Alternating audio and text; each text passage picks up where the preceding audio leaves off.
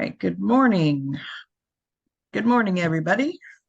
Welcome to the Saturday Morning Mastermind. I'm your host, Samantha Studebaker Carl, and I'm here with my good friends Jason and Lori and Catherine and Dan. And today we're going to continue our discussion of The Midnight Library by Matt Haig.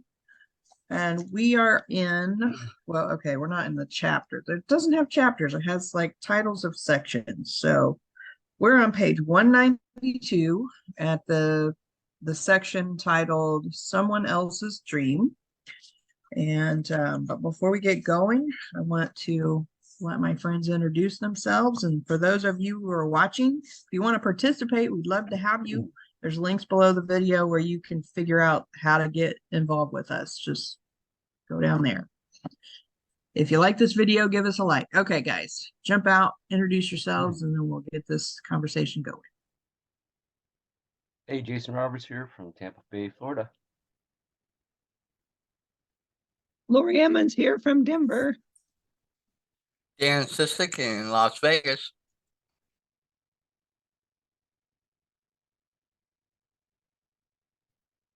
Good morning, it's Catherine Clement. And I'll start the reading. Someone Else's Dream. Life is always an act, Mrs. Elms said, as they watched her brother being pulled back from the water's edge by his friends. As he then watched a girl whose name she'd long forgotten make an emergency call. And you acted when it counted. You swam to that bank. You clawed yourself out. You coughed your guts out and had hypothermia, but you crossed the river against incredible odds. You found something inside you. Yes, bacteria. I was ill for weeks. I swallowed so much of that shitty water. But you lived. You had hope. Yeah, well, I was losing it by the day. She stared down to see the grass shrink back into the stone and looked back to catch the last sight of the water before it shimmered away and the sycamore tree dissolved into air along with her brother and his friends and her own young self. The library looked exactly like the library again. But now the books were all back on the shelves and the lights had stopped flickering. I was so stupid doing that swim, just trying to impress people. I always thought Joe was better than me. I wanted him to like me. Why did you think he was better than you? Because your parents did? Nora felt angry at Mrs. Elm's directness, but maybe she had a point. I always had to do what they wanted me to do in order to impress them. Joe had his issues, obviously, and I didn't really understand those issues until I knew he was gay. But they say sibling rivalry isn't about siblings, but parents, and I always felt my parents just encouraged his dreams a bit more. Like music? Yeah. When he and Ravi decided they wanted to be rock stars, Mom and Dad bought Joe a guitar and then an electric piano. How did that go? The guitar bit went well. He could play Smoke on the Water within a week of getting it, but he wasn't into the piano and decided he didn't want it cluttering up his room. And that's when you got it. Mrs. Elm said this as a statement rather than a question. She knew. Of course she knew. Yeah. It was moved into your room and you welcomed it like a friend and started learning to play it with steadfast determination. You spent your pocket money on piano teaching guides and Mozart for beginners and the Beatles for piano because you liked it, but also because you wanted to impress your older brother. I never told you all of this. A wry smile. Don't worry. I read the book. Right. Of course, yeah, gotcha. You might need to stop worrying about other people's approval, Nora, Mrs. Elm said in a whisper for added power and intimacy. You don't need a permission slip to be your... Yes, I get it. And she did get it. Every life she had tried so far since entering the library had really been someone else's dream. The married life in the pub had been Dan's dream. The trip to Australia had been Izzy's dream. And her regret about not going had been a guilt for her best friend more than a sorrow for herself. The dream of her becoming a swimming champion belonged to her father.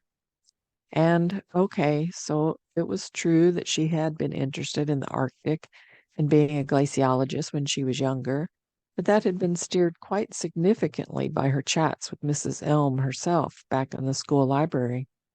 And the labyrinths, well, that had always been her brother's dream. Maybe there was no perfect life for her, but somewhere surely there was a life worth living.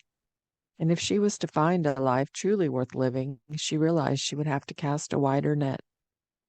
Mrs. Elm was right. The game wasn't over.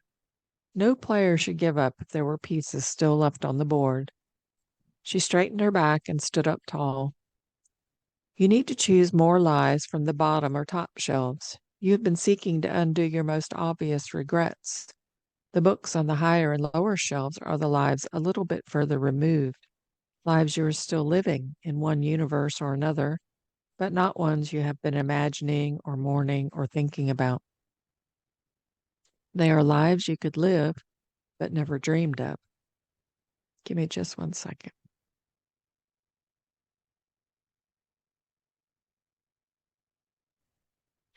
So they're unhappy lives? Some will be, some won't be. It's just they are not the most obvious lives. They are ones which might require a little imagination to reach, but I'm sure you can get there. Can't you guide me? Mrs. Elm smiled. I could read you a poem. Librarians like poems. And then she quoted Robert Frost. 2 roads diverged in a wood, and I took the one less traveled by, and that has made all the difference. What if there are more than 2 roads diverging in the wood? What if there are more roads than trees? What if there's no end to the choices you could make? What would Robert Frost do then? She remembered studying Aristotle as a first-year philosophy student and being a bit depressed by his idea that excellence was never an accident, that excellent outcomes were the result of the wise choice of many alternatives. And here she was, in the privileged position of being able to sample those many alternatives. It was a shortcut to wisdom and maybe a shortcut to happiness, too.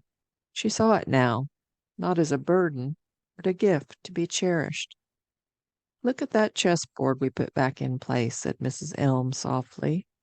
Look at how ordered and safe and peaceful it looks now, before a game starts. It's a beautiful thing, but it is boring. It is dead. And yet, the moment you make a move on that board, things change. Things begin to get more chaotic, and that chaos builds with every single move you make. She took a seat at the chess table opposite Mrs. Elm. She stared down at the board and moved a pawn 2 spaces forward. Mrs. Elm mirrored the move on her side of the board. It's an easy game to play, she told Nora, but a hard one to master. Every move you make opens a whole new world of possibility. Nora moved one of her knights. They progressed like this for a little while. Mrs. Elm provided a commentary. At the beginning of a game, there are no variations. There's only one way to set up a board. There are 9 million variations after the first 6 moves. And after 8 moves, there are 288 billion different positions. And those possibilities keep growing.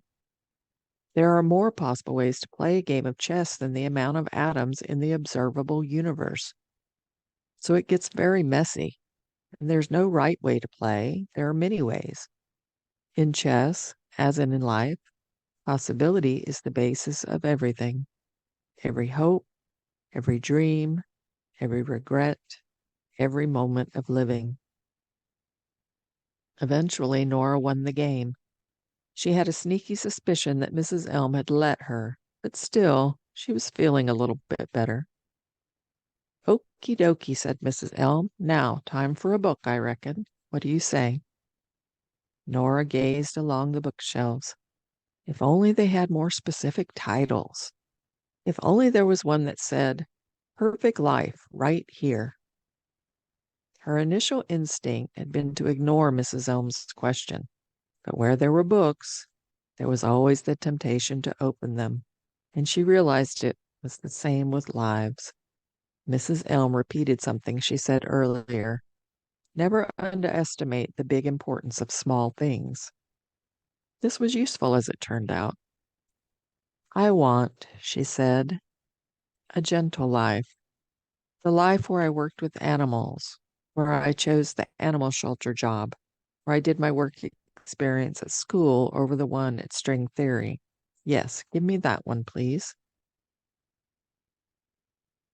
A gentle life. Shall I continue? Sure. All right. It turned out that this particular existence was quite easy to slip into. Sleep was good in this life, and she didn't wake up until the alarm went off at 7:45. She drove to work in a tatty old Hyundai that smelled of dogs and biscuits and was decorated with crumbs, passing the hospital and the sports center and pulling up in the small car park outside the modern gray brick single-story rescue center. She spent the morning feeding and walking the dogs. The reason it was quite easy to blend into this life was at least partly because she had been greeted by an affable, down-to-earth woman with brown, curly hair and a Yorkshire accent. The woman, Pauline, said Nora was to start work in the dog shelter rather than the cat shelter. And so Nora had a legitimate excuse to ask what to do and look confused. Also, the issue of knowing people's names was solved by the fact that all the workers had name badges. Nora had walked a bull mastiff, a new arrival, around the field behind the shelter. Pauline told her that the bull mastiff had been horribly treated by its owner. She pointed out a few small round scars, cigarette burns. Nora wanted to live in a world where no cruelty existed, but the only worlds she had available to her were worlds with humans in them. The bull mastiff was called Sally. She was scared of everything: her shadow, bushes, other dogs, Nora's legs, grass, air, though she clearly took a liking to Nora and even succumbed to a very quick tummy rub. Later, Nora helped clean out some of the little dog huts. She imagined they called them huts because it sounded better than cages, which was really a more apt name for them. There was a three-legged Alsatian called Diesel who had been there a while, apparently. When they played catch, Nora discovered his reflexes were good, his mouth catching the ball almost every time. She liked this life, or more precisely, she liked the version of herself in this life. She could tell the kind of person she was from the way people spoke to her. It felt nice, comforting, solidifying to be a good person. Her mind felt different here. She thought a lot in this life, but her thoughts were gentle. Compassion is the basis of morality, the philosopher, author Schopenhauer had written in one of his softer moments. Maybe it was the basis of life, too. There was one man who worked there called Dylan who had a natural way with all the dogs. He was about her age, maybe younger. He had a kind, gentle, sad look about him. His long, surf-dude golden hair golden as a retriever. He came and sat next to Nora on a bench at lunch overlooking the field. "What are you having today?" he asked, sweetly, nodding to Nora's lunchbox. She honestly didn't know. She had found it already prepared when she'd opened her magnet and calendar-cluttered fridge that morning. She peeled off the lid to find a cheese and Marmite sandwich and a packet of salt and vinegar crisps. The sky darkened and the wind picked up. "Oh, crap," Nora said. "It's going to rain." "Maybe, but the dogs are all still in their cages." "Sorry?" "Dogs can smell when rain is coming, and they often head indoors if they think it's going to happen. Isn't that cool? That they can predict the future with their nose?" "Yes," said Nora, "way cool." Nora bit into her cheese sandwich, and then Dylan put his arm around her. Nora jumped up. "The hell?" she said. Dylan looked deeply apologetic and a little horrified at himself. "I'm sorry. Did I hurt your shoulder?"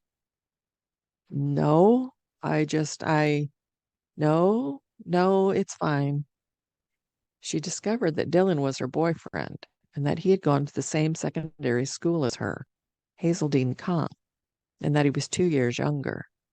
Nora could remember the day her dad died, when she was in the school library staring as a blond boy from a couple of years below ran past outside the rain-speckled window, either chasing someone or being chased. That had been him. She had vaguely liked him from a distance, but without really knowing him or thinking about him at all. "You all right, Norster?" Dylan asked. "Norster?" "Yeah, I was just Yeah, I'm fine." Nora sat down again, but left a bit more bench between them. There was nothing overtly wrong with Dylan. He was sweet, and she was sure that in this life she genuinely liked him, maybe even loved him. But entering a life wasn't the same as entering an emotion. "By the way, did you book Gino's?" Gino's. The Italian. Nora had gone there as a teenager. She was surprised it was still going. "What?"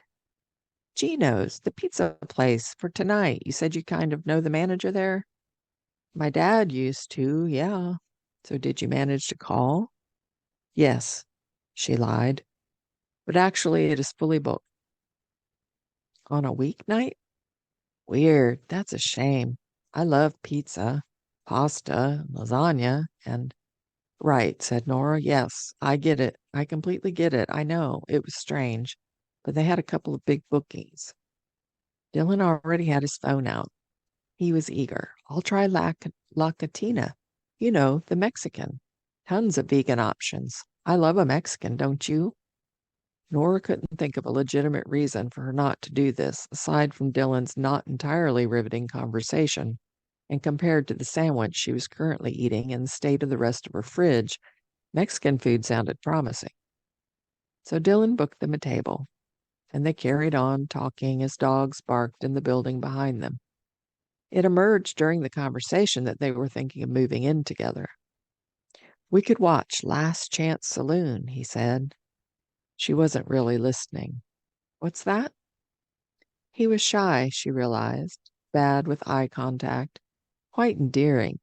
"You know, that Ryan Bailey film you wanted to watch? We saw the trailer for it. You said it's meant to be funny, and I did some research, and it has an 86% on Rotten Tomatoes, and it's on Netflix, so—" She wondered if Dylan would believe her if she told him that in one life she was a lead singer of an internationally successful pop rock band and global icon who had actually dated and voluntarily broken up with Ryan Bailey. "Sounds good," she said as she stared at an empty crisp packet floating across the sparse grass. Dylan rushed off the bench to grab the packet and dropped it into the bin next to the bench. He flopped back to Nora, smiling. Nora understood what this other Nora saw in him. There was something pure about him, like a dog himself.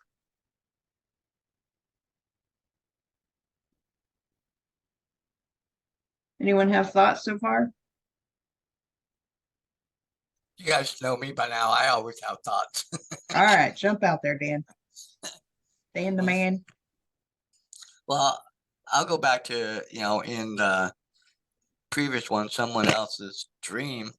And I think a good point, that was brought out or that I picked up on is we, I think we tend to do that, all of us in our own lives, where we see other types of lives and wish, man, that might be cool for, for my life or for this. And so I think sometimes we try to kind of go off in that direction, but then, like the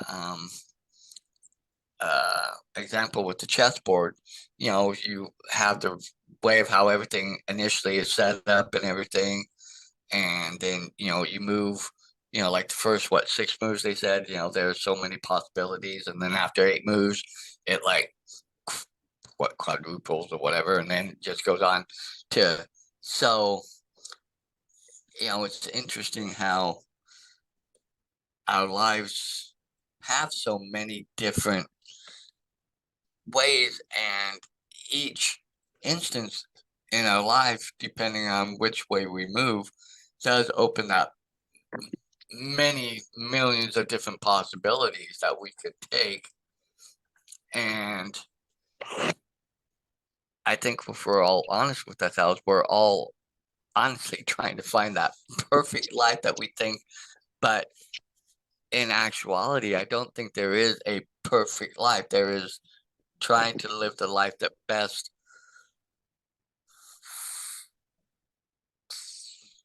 follows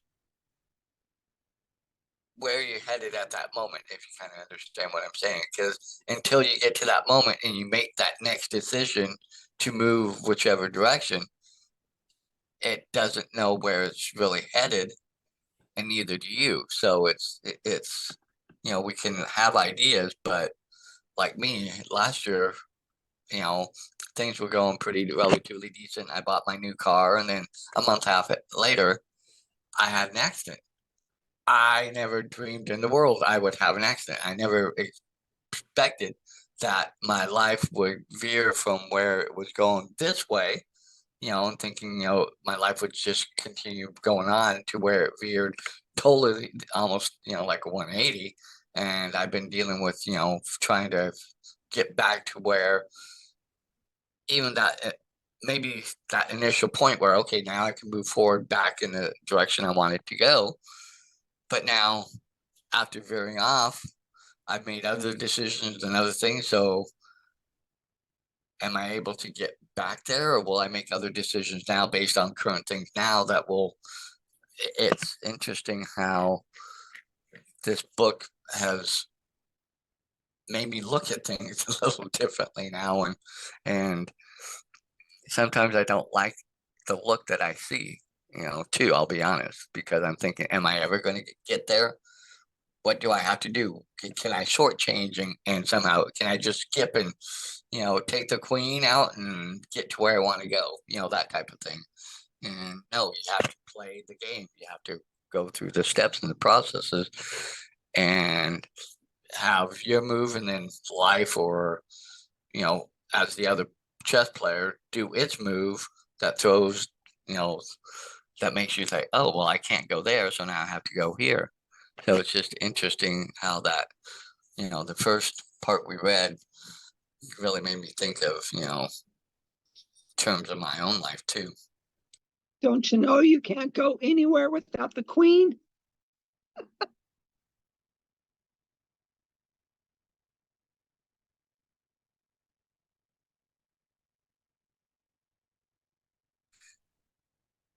True, but sometimes the queen is the one that makes it so much harder to get there.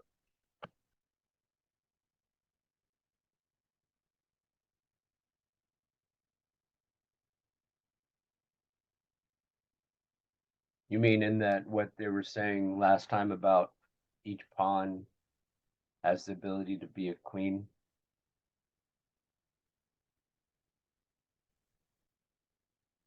Yeah, if you look at it that way, yeah. Or in my case, I'll say king. Right. The ability to level up and become the um, become the piece that can go anywhere in any direction, in any for any distance. Very powerful piece on the chessboard for sure. Well, it's interesting, definitely what you were saying about.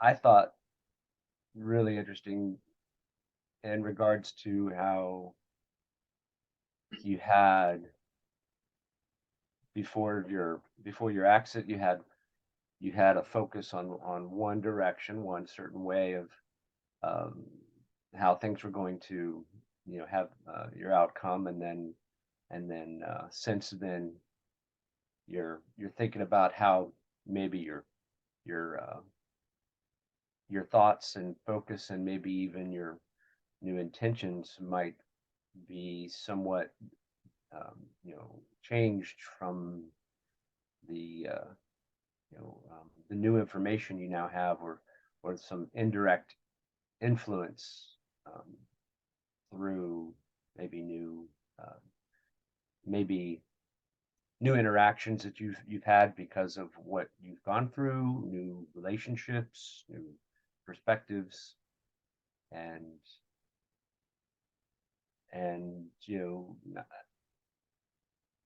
I mean, you can try to judge it, or you can just try to just be aware of it, I guess. That's kind of where you are, like what you're saying about, and what they mentioned in the scene about all the chess pieces changing. In the chess, you've got one board, and you make a move, and then the other player makes a move according to what they see on the board. Of course, life is a lot more complicated, but there still may be that indirect influence 2 or 3 or 4 moves down the road that you didn't see someone else made, maybe even because you made a certain decision. It's very interesting, kind of like what you were saying about there being as many forks in the roads, or as many roads as there are trees. Neat. I find it quite difficult to really grasp the whole idea of all the different possibilities and letting my mind go with that when you've lived a fairly small life, I guess I'll call it.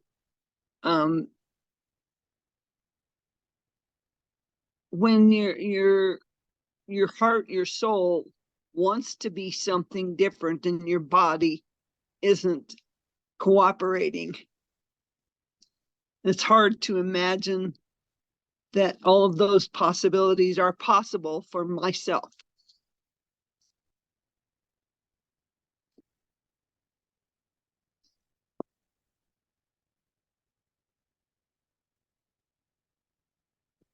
Yeah, well,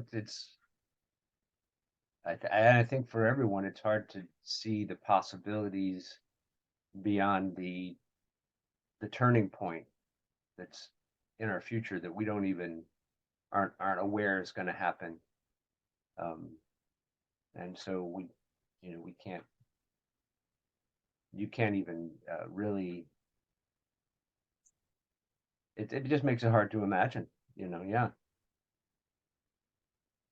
You don't know the places we will go, Well, the things we will see. well, but Lori makes a good point, because, I think most people, I'm not going to say everybody, but I think most people tend to see their lives as going, okay, this is, for lack of a better way, the book I'm going to write, and I'm going to go and do this and this and be this. And some people are able to do that because somehow their lives, how do I say this?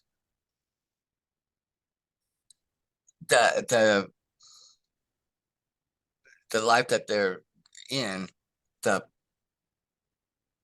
pieces or the obstacles or whatever are obstacles that somehow are not significant enough that it alters where they're headed.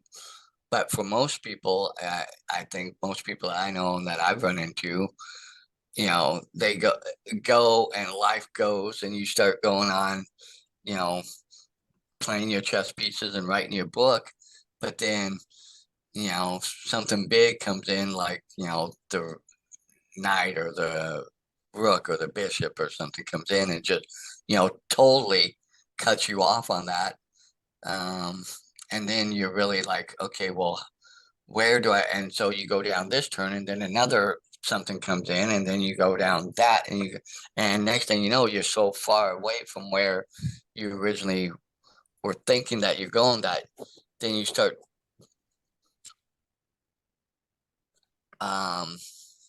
Feeling lost. feeling lost, but altering your plans. And then you see other things that might come up and say, well, okay, that seems like a closed door. Let me go down this path now. But then you start going down that path, and then it seems like another door comes in, or another, something comes in. And so then you turn off in another direction, and then other things open up.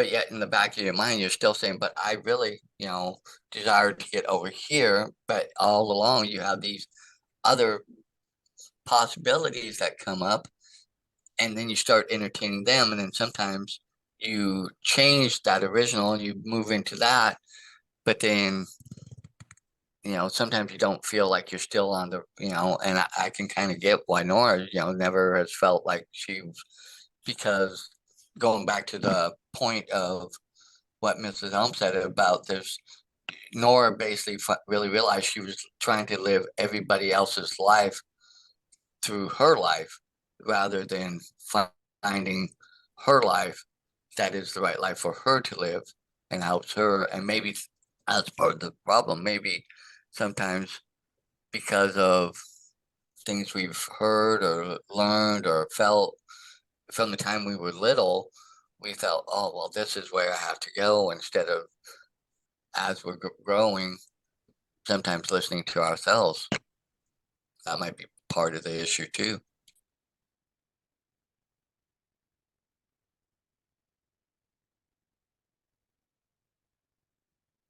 Kind of reminds me of the feather in Forrest Gump, and how that had a kind of signified how he sort of just went off on a wind or a whimsical idea, whatever came up. He just, took it on and went with it, and ended up in the story doing a lot of amazing different things that, none of it was planned early on by him. And how a lot of us do try to plan everything out, but we just don't know.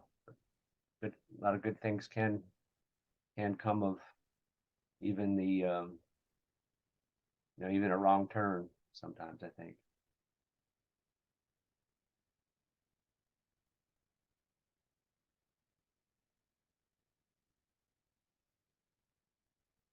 It was interesting in the scene where she has the memories of her previous, she doesn't have memories of that life, what happened, who she's dating, and who these people are and what her jobs are, but she does have the memories of the previous lives that she had experienced within the library. So she's reacting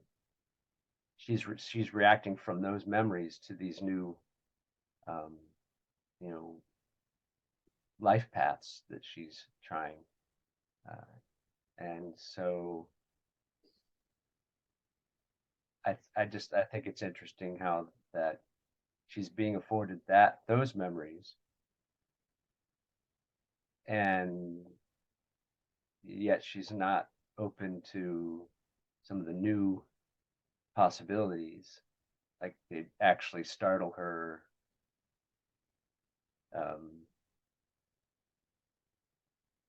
So it's interesting that we're like we have this, as humans, we have this tendency to just be like, this is how it is, and this is how it's always going to be, or this is, we get comfortable, and I get it. I like it. Last week I was talking about how I feel like I'm the type of person who likes to go from one island of stability to the next island of stability, not staying in the chaos very long if I can avoid it. But other people are perfectly fine, and maybe even feel more at home in the chaos that goes on. And when things get a little too easy or a little too quiet, that's when they get nervous. I think That's exactly me. It's always been, when's the shit gonna hit the fan if it gets too calm?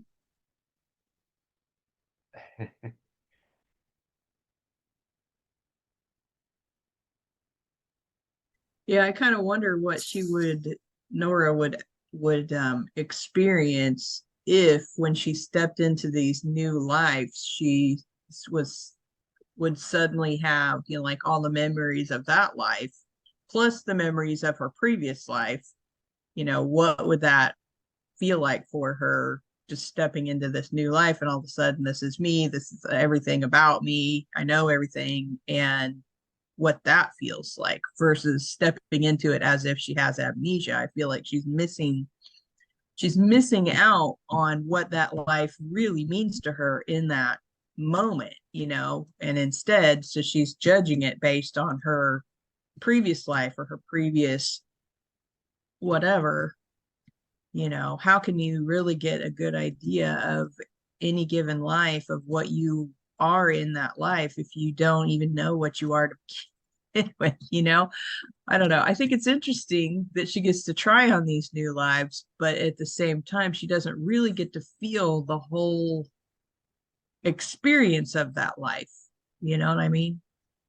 And I wonder if she would react differently to each of those lives if she were to have a more all-encompassing emotional experience within them.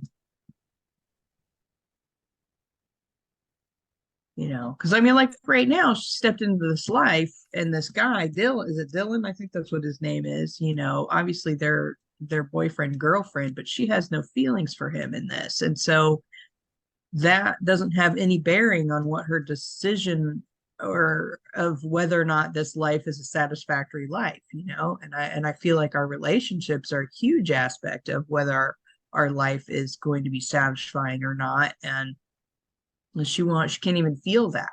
So I don't know. On one hand, I feel like it's interesting because, what if you could just step into a whole nother life and not have any emotional connection to that life and make decisions based on whether you're in, you feel like you're going in a direction you want to go without having all those emotional connections to everything, because then you could just step out of it if you didn't like what you were doing and do something different. It wouldn't be any big deal. But when you have all these emotional connections to everybody in your life, you make decisions based on that, and you go through life based on not just those emotional connections, but what you are experiencing in your life, as well as those emotional connections with other people and your experiences with other people. Because I mean, I feel like that is like the main kind of thing with her core life, or her original life, is that she's feeling like she's a disappointment to everyone in her life. And so that's part of what's making her dissatisfied in her life, is that aspect of it. And not knowing what to do with herself, not knowing how to change the situation, because she's caught up in living. I don't know. I mean, we get in these patterns where, like right now in her core life, she's in this pattern of always disappointing people. And so she kind of does this self-fulfilling prophecy aspect of always disappointing people. And, but if she could, I don't know, if she'd stepped into that life from the library, she wouldn't even know all of that. And so she might see that life as just a mild life, kind of like this dog shelter life. So I don't know. It's interesting on some of that, because I think you bring up, a nice point, because we do go through our lives with our emotions and everything, and our perspectives and our thoughts of what we think it should be. And sometimes we do get put in these other new situations and things at that time.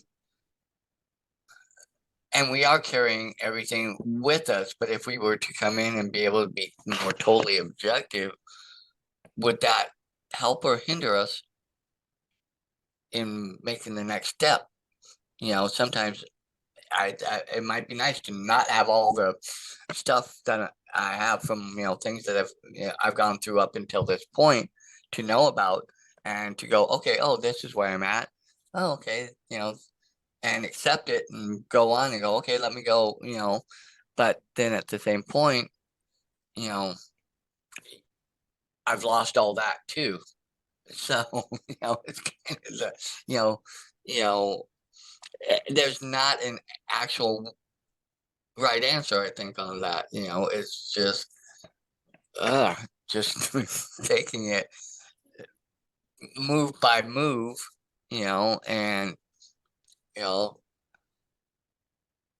and learning that maybe, just to take other aspects and people's thoughts and how they feel and what they think for us and stuff like that, and accept it, but weed it out as to, does it really help me? Because like Mrs. Elm said, you know, there's nothing wrong with being you and living you, and I think so many of us get caught up with, okay, I gotta be this at work, I gotta be this here, I gotta be, and yes, there are expectations, and yes, we need to meet some of those, but to what degree? Is it to the degree that we lose ourselves and you know, 'cause going back to like a lot of us when we were all starting to try and, we got involved in, the online network and things, we were wanting to be able to free up ourselves to be able to live our lives the way we really wanted to live them. And we've learned things and we've taken some things, we've adopted some things, but where are we, where are we on that spectrum? Have we really gotten there? Are we, partway there? Are we happier because of some of the choices we make? So it's it's all convoluted, and you have to, you know, I think we have to go through everything, but still try and remain as true to ourselves as we can. But that's easier said than done sometimes. Yeah, what if we could kind of like take a step back from our own life and pretend like we stepped into this day or whatever with no memory of the past and of what's going on? What would we see in our lives that um, we would either appreciate or not appreciate, or like about our lives or not like about our lives? How would that change our perspective if we could kind of let go of all the past mumbo jumbo that we kind of carry around with us and just look at our life as if we just stepped into it today? How would that change our perspective on life satisfaction or dissatisfaction? I'm curious about that. And if we were to look at it that way and be like, okay, maybe we have some deeper desires of something in our life that we haven't done because of all of this baggage we carry with us. But if we let go of all the baggage, what possible chess moves can we make in our lives right now that would be heading us in the direction of whatever it is we think that we want? I don't know. I think that'll be an interesting exercise, just to wake up in the morning the next, few days for a week and pretend like, okay, I don't have any of this past emotional mumbo jumbo, and I'm just going to step into my day and see what it feels like without judging it with a preconceived anything. And what do I experience? What do I see in my life that I like or don't like? And just kind of make notes of that every day and see what that might bring us in whatever way. I don't know. What do you guys think? It's kind of like the philosophy of um, every day is a new day. And how can you live with that, with not having anything from the past? It's like my life just started today.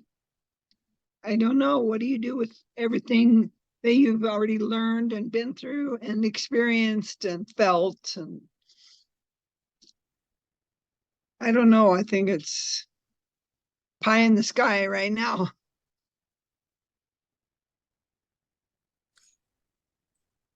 I don't think it's so pie in the sky, but I think it will be hard to like wake up, say tomorrow, and say, okay, I'm going to step in today and try to separate out the past and say, okay, that is that, but today is new, and okay, so what can I expect today, or not even expect, just say, okay, today's a new day, let me start. And I hate to say it, we're going to do some of the repetitive things that we do every day, like get up, brush our teeth, get dressed, that, that's a given.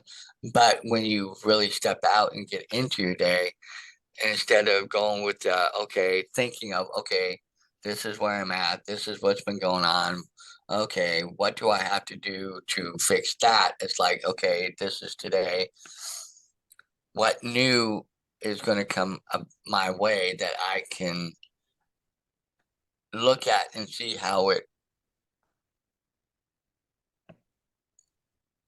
look at it and say, okay, this is what this is, and actively really look at it before we really react. But sometimes we don't have the time to really look at something, and we just have to react. So that's, I think, wherein it becomes a little bit harder, because we then drop back into our defaults of what we've done and things like that before. It would take, we would really have to work at trying to keep that, that the blinders on, so to speak, to say, I'm not going to let this influence what is coming my way right now.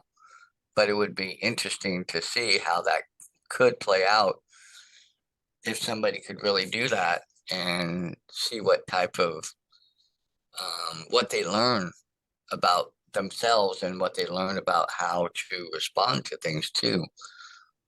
Does it help? Does it make it better, or does having some of that baggage give you stuff to look at and weigh and evaluate too?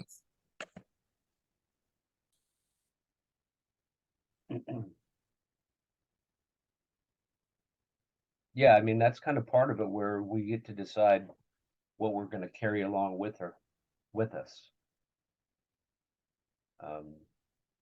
Baggage, or like, I forget the whole adage or story about the guy with the sack of potatoes or whatever, but it's, we get to decide what we carry along in our lives. And so we're focused on the next move in the future, and we're trying to use the knowledge we've gained in the past, but also we've got to kind of pick and choose as to what's going to be helpful or not. And then sometimes it's like what you said, Dan, it's where it's an emotion. Emotions aren't necessarily a thought. We don't have time to think about it, we just react. Where those reactions coming from. I've also often thought about it, especially when we were going through that book of change your thoughts, change your life, or something like that, where he goes through that sequence.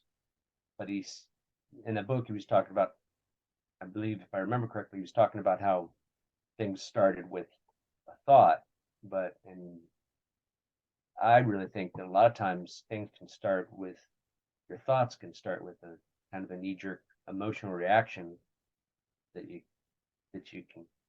just gets activated, and we become kind of like like the dog in the scene, where you're scared of your shadow. You're not even giving your, until you process it. Oh, that's my shadow. Oh, that's this. I don't have to be afraid of that. I can handle that. Or, and it could Oh, be a that's number of just things. air. What's that? That's just air. I don't need to be afraid of that. I need that to survive. Yeah. Yeah.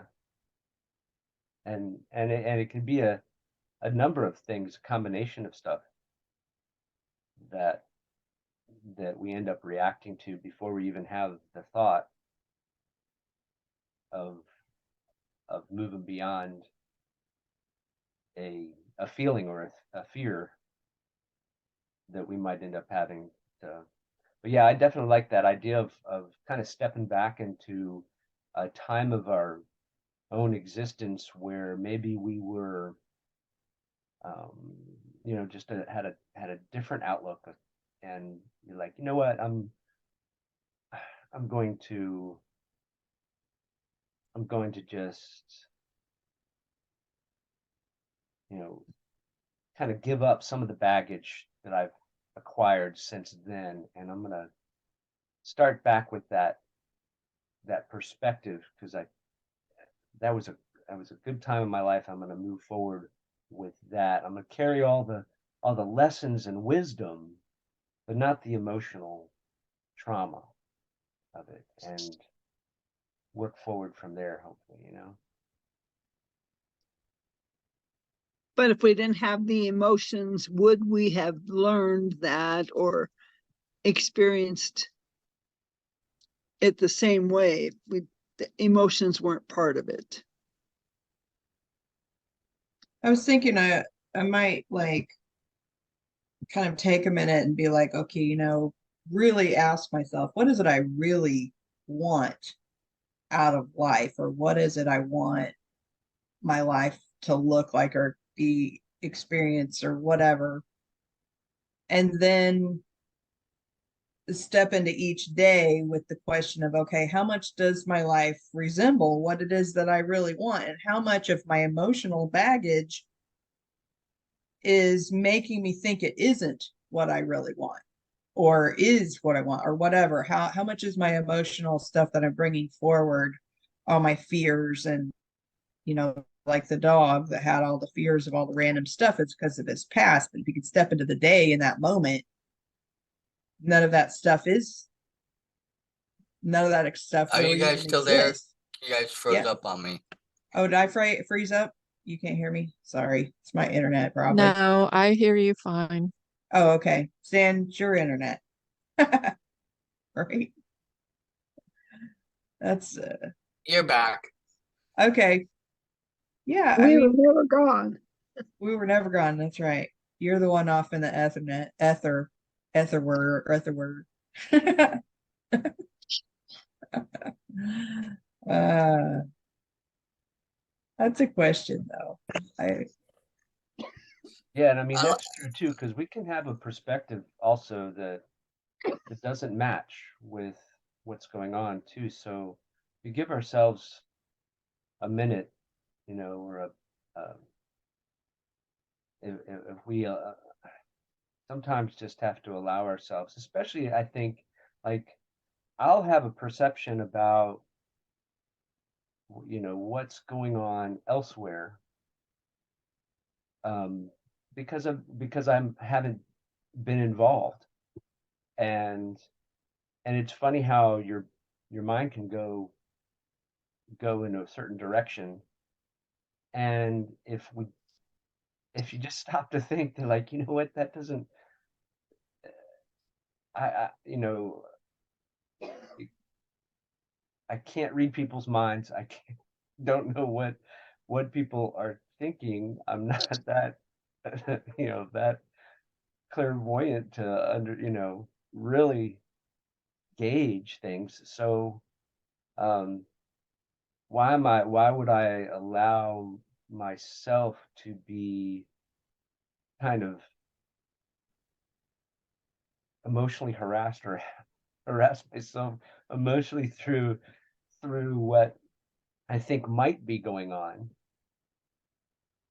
and allow that to either ruin my mood or even for a second, um, we got to catch ourselves sometimes when we do that sort of thing.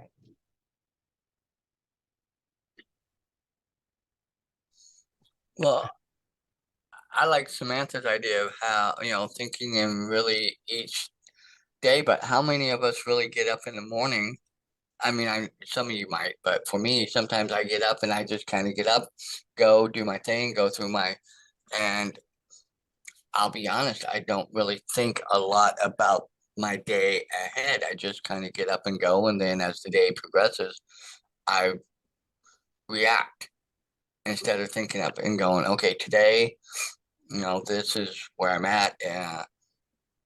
How can I set my mind to be ready to deal with whatever comes my way today and look at it and see, does it help me get to where I want to be, or is it something that's going to detract, or is it just something I have to work through right now because it's immediate and in the moment, and until I react with this, I can't continue on to where I go, because um, sometimes, using a bad example, but like when I had my accident, I can continue on my day until I took care of what happened with what was going on with the accident. I couldn't focus on, okay, what are my steps I need to do? What do I have to do now to, move forward with, uh, having money come in, take care of this, do that. So, sometimes there are those moments where you can't really do much except say, okay, take care of this, move on. And so I can get to the point where I can then now actively stop, take a moment and see, oh, okay, how is this going to affect, and, you know, where do I go here? And I think that, a lot of people, me included, a lot of times, I tend to really react, and it's not till the end of the day or later on. And I look back and think, oh, I'm here, but I really want to be over there. And it's all you sometimes don't know how you ended up here. And I think that's a lot of people's problems, including me, in some ways, in that part too. We're not, we're,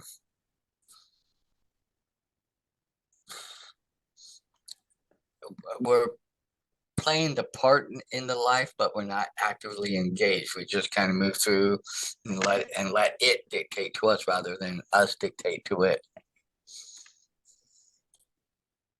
That brings up to me the whole idea of how much we let what other people think affect our lives, and to be the author of our own life. And really, how do you decide what you really want to do and where you want to be? And so much of it is, I think, comes from what would you call it, your family of origin, your parents that you are so influenced by, and how it guides your life. Somehow you don't get to choose that part. So then how do you rewrite and become the author of your own life? The rewrite, rewire, refocus. I don't know. Maybe that's the subject of our next book discussion, should be one that where we explore trying to figure out what it is we really want out of life. Like, I mean, how do you figure that out? I mean, especially when you're in the midst of whatever it is that's in your life. And like you said, Dan, we react going through our days, and we think maybe we'll want this or that or whatever, but a lot of it is based on where we are in our lives right now. But I mean, I don't know, what would a book like that even look like? What color is your parachute? I've heard of that one. That's like a career one though, but I don't know what, like, I don't know. explore. My daughter might have recommended it to me that, excuse me, it's called You Didn't Get Here Alone.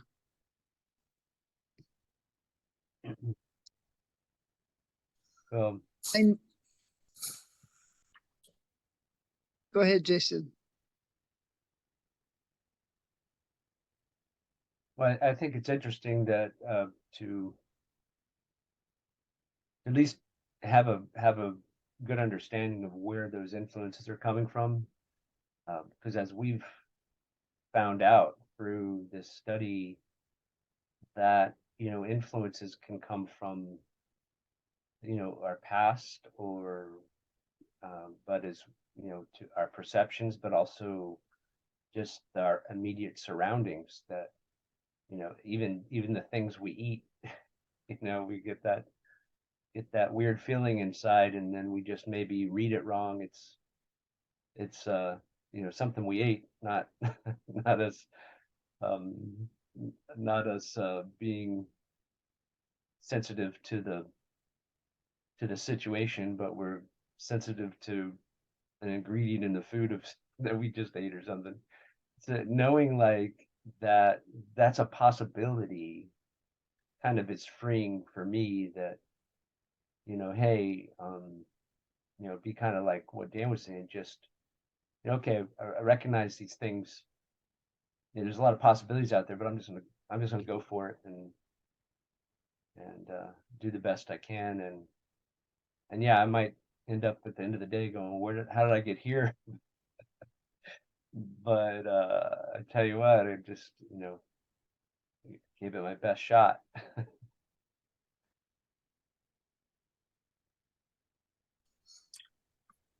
I'm just going to throw something out that I just really thought. There are a lot of books out there how to write the story of your life for people that are writing stories about the life that they've lived. But are there really, I mean, besides maybe change your thoughts, change your, books like changing, how you think, but in essence, is there really a book out there that's been written to tell anybody how you really map out and direct? And because I don't think that's really per se been done. There are, a lot of books that say how to, help yourself change, the inside, but how do you take that inside changes and actively apply them to really getting to when there are so many outside influences and baggage that you carry, or things that happen, and some things you can't control. you know it's and how do some people really get to the life that they felt that they wanted ever since they were little, while others have such that's I don't think that's I don't think there's really a way to write that. But what best way can we give ourselves our own best help? That's where I need help in that area. It's like, okay, how do I best continue on to write this book of my life that I'm actively engaging in right now, but still get to where I really want to go? And that's changed over the last 20, 30, 40 years. Some of that's changed. So how do you include that in there too? I think if there could be that kind of book written, a manual, how you do that, that takes away our free will. You have to be able to adapt and change, because that's the only thing that doesn't change. You can't really, I don't see how that could be done. I think we need to write a I book think- that helps us determine the difference between being influenced by what we think we should do or ought to do, or expectations from, or our emotional, versus like what our true interests are as our human self or whatever. I don't know. Catherine, I'm sorry to interrupt you. Jump out. No, you're good. I think we all think too much, is what I think. I think I that agree. the book has been written multiple times. I think we've read the damn book multiple times. I think it's just a matter of where our focus is. I mean, that's all it is focus. And I have never played a chess game in my life, but using that analogy, I can tell you that you will never, ever, ever win a chess game by sitting there contemplating all your past moves. I mean, maybe at a later time you can go back and say, oh, well, I made that move and then they made that move and that's when I lost or whatever. But in the moment when you're playing the game, like if you're just sitting there going over all your past moves instead of figuring out what your next move is, then I mean, there's no way you can win. You got to figure out your next move and be focused on that, right? And we only have this moment. So we're either focused on what we want or we're focused on what we don't want. We're either focused on problems, we're focused on solutions, we're focused on past uh, failures, or we're focused on possibilities. And I mean, it is insanity to get up every day and do the same thing and expect different results. I'm sorry. And I know a lot of people do that, but that's why we talk about things like conscious living and making choices every day and waking up to possibilities instead of just past shit. Because we'll never create a new life by always living the same life, you know? And it's hard. I mean, Lori, it is so exceptionally hard when you have something physical that you may or may not have been born with, but you have it now, whatever, for whatever reason. And like it feels like no amount of anything that you do is moving that dial. You know, it's just not moving that. It just I'm not positive thinking myself out of this, you know, nerve pain or whatever, and you're not positive thinking yourself out of MS. But when we limit ourselves to focusing our whole life on getting rid of the one thing that God probably gave us intentionally to teach us some shit, and we're focusing our whole life on getting rid of that one thing instead of focusing on all the other multitudes of things in our lives that we could be focusing on. Like we're reinforcing it somehow. I don't understand this world very much, but I do know that we're co-creating in some way. I do know that because I've seen too many things that I thought about, that I focused on, not intentionally trying to bring them about, but I thought about them and they came about, both good and bad. I've witnessed it over and over and over. And so I I do have to try to live a different life every day. I can't get up and live the same life as I lived yesterday because today is a whole new world, depending on how I live it. I mean, it can be the same day, or it can be a completely new day where I can meet a different person. I can hear a different perspective. I can understand something from somebody else's um, explanation that I didn't understand it that way before. Maybe I run across something that helps, whether it's changing my diet. I mean, changing my diet has done a lot in my life. It really has. But there's lots of different things that we can get focused on, you know.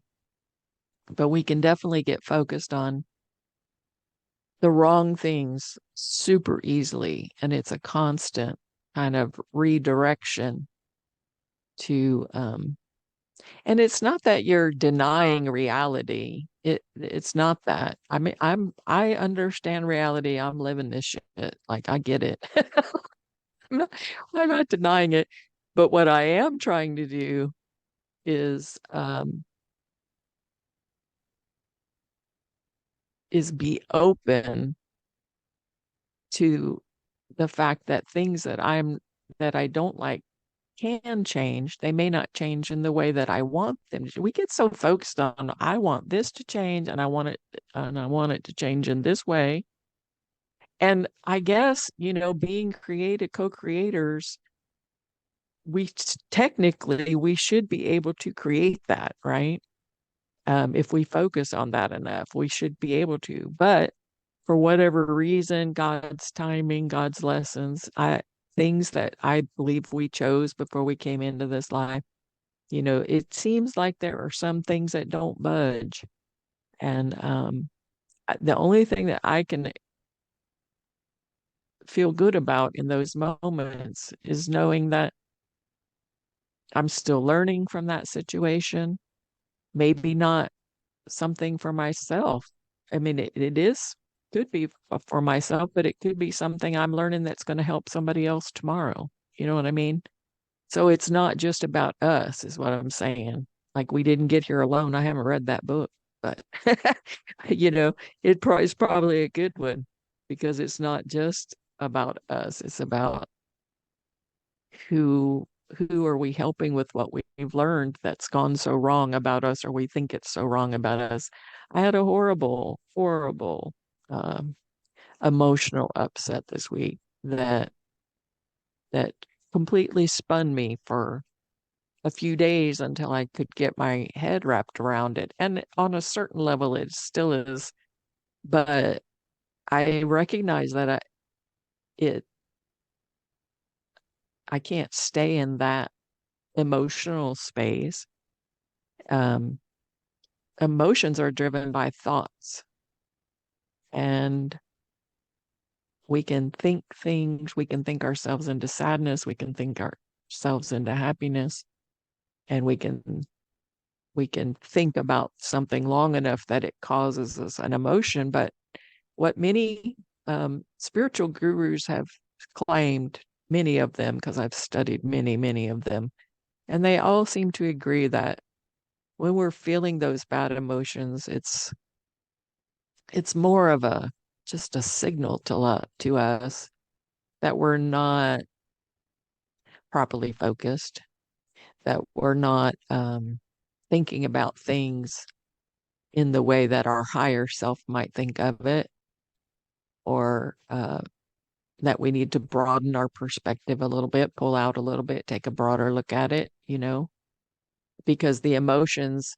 they're just a signal to us that, hey, you're not thinking quite right now. Like for me, I was extremely emotionally upset about some things that I found out.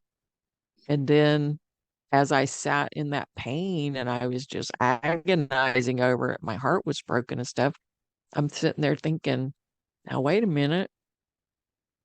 The only reason I'm really feeling this way is because the shit I'm thinking isn't true. Like, I'm sitting here lying to myself about a bunch of stuff right now. And and that's why I'm feeling so crappy right now. It doesn't really have anything to do with this other situation. Like, I'm throwing in all this thing. That's why I started out with, I think we think too much, you guys. Our minds totally mess us up. I totally have to agree with that. Um, you said so much that I wanted to touch on, and I'm trying to get back to those that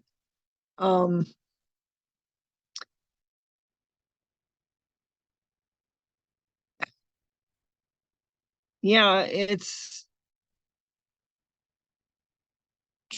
true that nothing has been made that wasn't a thought first. I think I've said that before. But I'm not the first one that said that. That I have a very different, everybody says MS has all this physical pain, but I rarely even get a headache. So I don't understand, what I'm not getting, what I'm supposed to learn in this experience. I don't know if that's what Nora is going through, that she's avoiding or denying things that is causing her to have all these different life experiences in the library. um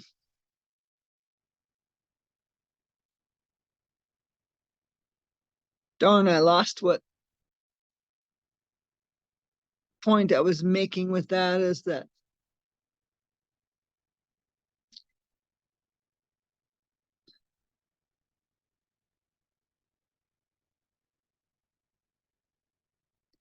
hopefully I'll come back to it.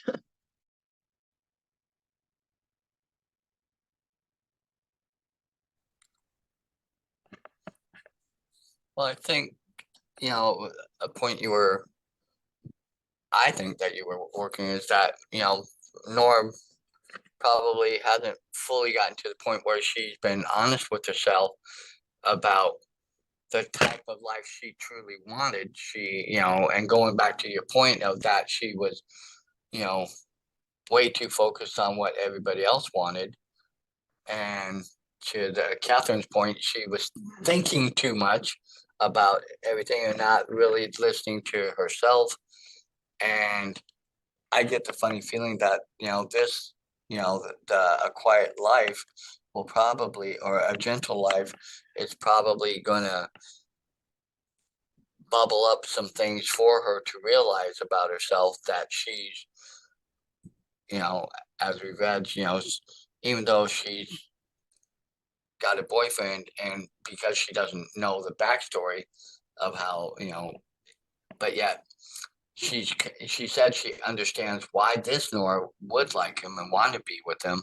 So there's something there. I think there's something, and I think that's something, that we all, going back to Catherine's point, we think too much, we put too much, and we just really overthink stuff sometimes, me included, about stuff. And instead of listening to ourselves and the points when we're, letting emotions get to us and letting this, and instead of saying, okay, stop a minute, let me really look at, is this me reacting to that, or is there some truth to this, or is there some stuff that I'm just letting myself get caught up in, or, and I think, and I think in some ways we all go through those steps, because like Catherine said, she's finally, got pulled herself together and started looking at this and saying, no, some of this is lies that I'm telling myself,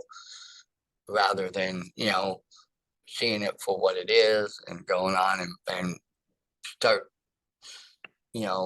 moving in that frame, with that frame of mind that's not in the emotion part, but looking at it more objective.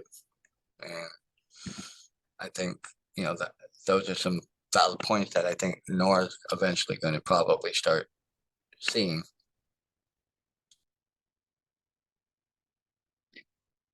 Yeah, that point that I was thinking that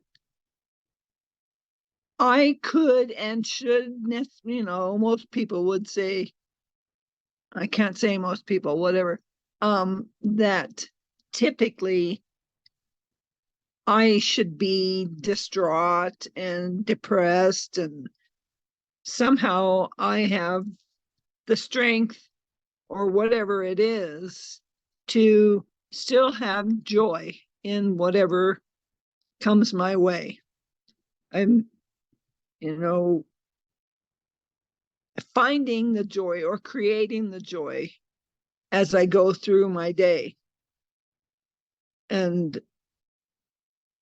whether it's planned out or suddenly decide to go do this or that, somehow I have to bring the joy with me and share that wherever I can.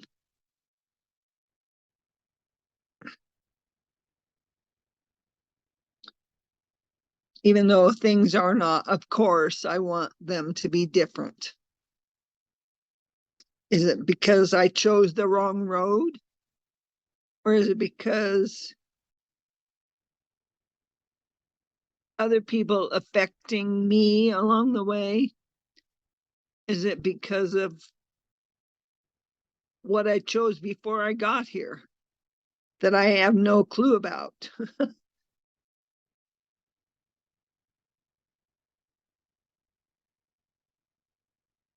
It just has me thinking too much, right?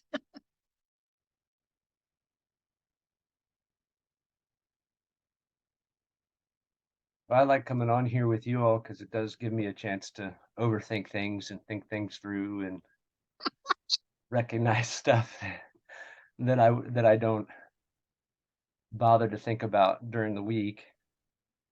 But I like this analogy about the chess, because I was also thinking of like how, okay, when you're playing chess, you have the ability to play all these as these different pieces, and yeah, it doesn't do any good to bring your emotions along with you from previous games, or let that um, um, I mean, emotions can get in the way of your thought process as well.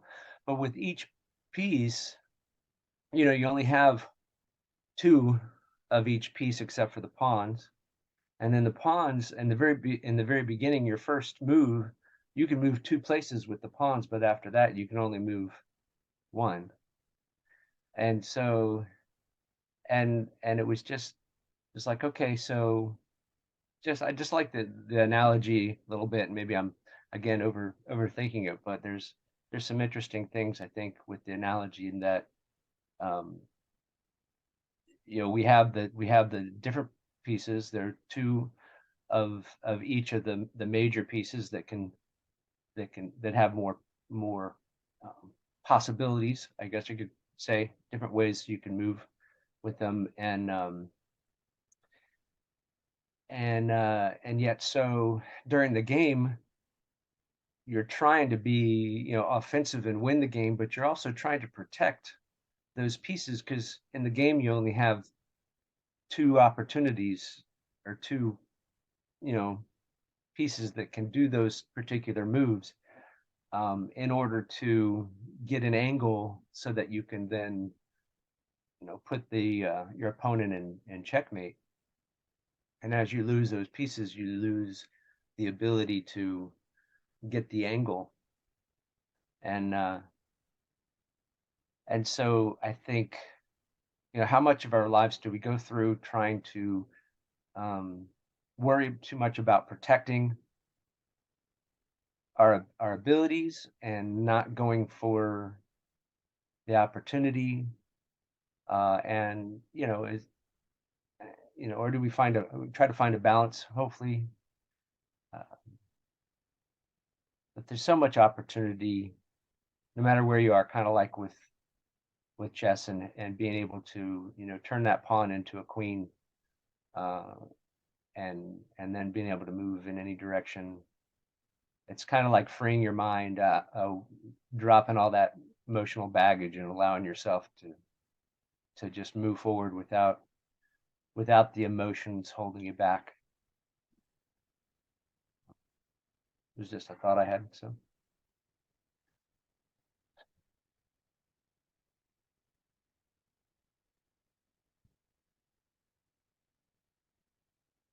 Not sure I want to try to go through without the emotional baggage. If everything was just a baggage, a bag that I could drop and throw away, that would be wonderful.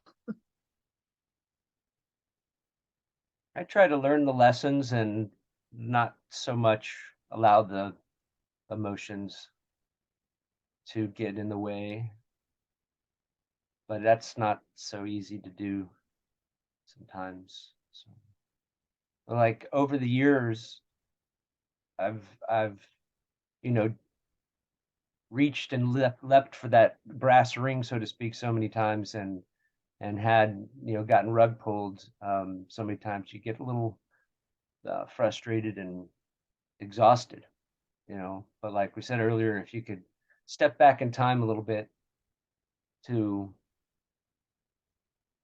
a me, or a you, where you weren't, where now you have the wisdom, but you're not as exhausted, and you still have the wonder and excitement, but not the feeling of defeat and rug pull and exhaustion. Because that's like, whoa, I kind of like to look at myself as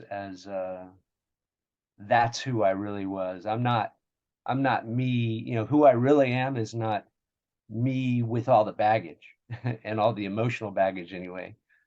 The true me was me, like as a kid, when you have that whimsical wonder and all that. Um, but for me anyway, just trying to look at the bright side, I guess.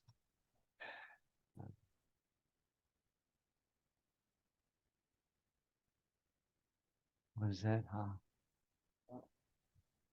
To Vulcan at some time.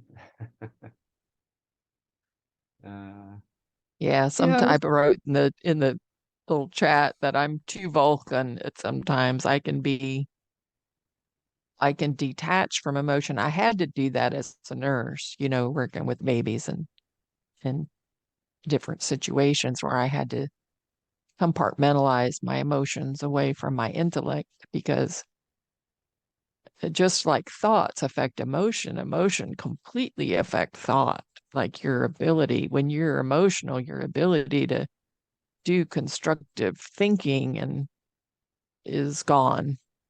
It's there's no way that I would have been able to perform and save lives um, if I had allowed my emotions to get involved. Now, after I went home or something, I might have had a meltdown, but yeah, that it's just so, you know, sometimes I respond in ways that people look at me like, oh, what freaking planet are you from, woman? That's, How can you be so you should, callous? yeah, how could I be so callous with my with my talk about looking at it from a higher perspective or pulling back out and looking at it from a soul perspective. And some people find that to be extremely uncaring, and um, I think it's more caring. I mean, I think it's all right to. Sometimes I kind of want to be comforted in my pity parties or whatever, but most of the time that's not very helpful. Just I would like it to be. It's not always helpful for someone to. As a matter of fact, sometimes it's worse if I try to talk to somebody about a situation and then they're playing into a little bit. Like I get out of it a lot quicker if I've only told those lies to myself than if I've tried to share them with somebody else, you know. But when you're when you're focused on the woe, you know, one thing that I think has, and it was a trick that or a tip that we learned in one of the books, maybe somebody will remember which book it was, uh, to set aside a certain amount of time a day, whether, you know, it could be 5 minutes or 15 minutes, whatever you allow yourself, um, to be emotional or to, you know, like have all those woe thoughts or for me or whatever pity party thoughts, or to schedule in, you know, time to stress over stuff so that you don't have to do that stuff all day long. You know, there's actually like a time in your day where that's designated to that so that it's not something that's just a constant theme throughout your whole day. Does anybody remember what book that came out of? I don't think I was here when you read that book, but somehow I have, I guess, chosen to do that. I could have total meltdown and I cry so easily. And I mean, it's sobbing, it's total breakdown. But I reserve that for my own prayer closet, if you want to call it that. It's just, I go in and I let it all out, and then I can go back in the world and try and share some joy. I wonder if that was Matt Kahn that had that, whatever from the whatever arises, love that. Because I know he did talk a little bit off and on about, you know, I mean, if you are having an emotion, have the emotion, be in the emotion and don't judge it or don't be upset about it. Just experience the emotion and then allow it to experience, you know, just be that part of our experience, because the pushing away of the emotion or rejecting the emotion causes a whole different emotion, right? So then we're all caught It up in just that. makes it worse. Yeah. Right. Right. But I don't remember specifically if he said, you know, set aside a certain time of day or whatever. But I do remember in one of his videos, he was talking about, you know, if you're feeling bitchy, just be the biggest bitchy you can be and embrace being the bitchy or whatever, was something along that lines. I'm like, there you go. I'm like, okay. But you know, you mentioned the whole Vulcan aspect, Catherine. I completely can yeah, I'm right there with you with that. But I have noticed that I'm more that way with everyone else, but with my own emotions, not so much. You know, I can't just look at it from, I mean, I can after the fact, I can look back at my own emotion and be like, good Lord, you know, okay, let's look at this from a, you know, practical standpoint. Why are you so upset? Okay, because you're lying to yourself about this, or you're telling yourself this bullshit or whatever, you know. And you know, but yet it's so easy to look at other people and be like, do you see how you're messing up right there? You know, it's obvious. Or do you see how you're getting overly emotional about this, you know, whatever it is. But then when it's ourselves, it's a whole different thing, you know. And you know, it's funny, I can look at Chris and I can see him being upset about some random thing, whatever it is, I don't know. And I'll be all like judgy in my mind about it. And then something will happen in my own life where I'm basically doing the exact same thing in a different circumstance. And I don't see it until afterwards. And I'm like, yeah, so Yep.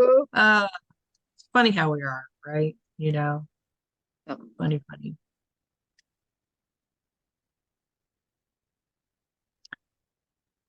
Well, we ready to wrap up for been on here for a while. I Yeah. think we better.